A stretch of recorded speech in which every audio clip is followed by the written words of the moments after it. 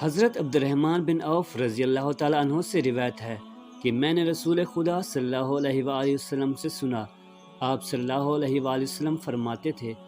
کہ اللہ تبارک و تعالیٰ کا ارشاد ہے کہ میں الرحمن ہوں، میں نے رشتہ قرابت کو پیدا کیا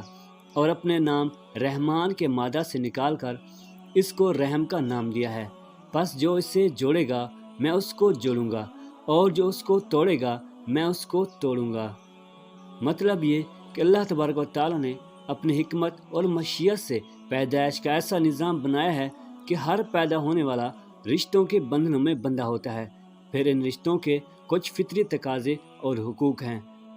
جن کا عنوان اللہ تعالیٰ نے رحم مقرر کیا ہے، جو اس نام پاک رحمان سے گویا مشتق ہے۔ پس جو بندہ انسان کی فطرت میں رکھے ہوئے اور اللہ تعالیٰ کے مقرر کیے ہوئے ان حقوق اور تقاضوں کو ادا کرے گا،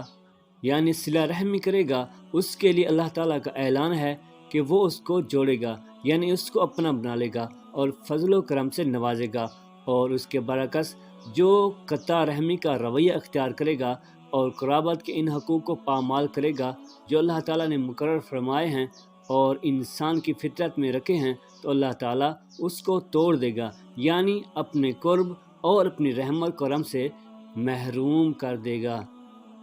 اور ایک اور حدیث پاک میں نبی پاک صلی اللہ علیہ وسلم نے فرمایا، قطع رحمی کرنے والا یعنی رشتہ داروں اور اہل قرابت کے ساتھ برا سلوک کرنے والا جنت میں نہیں جا سکے گا۔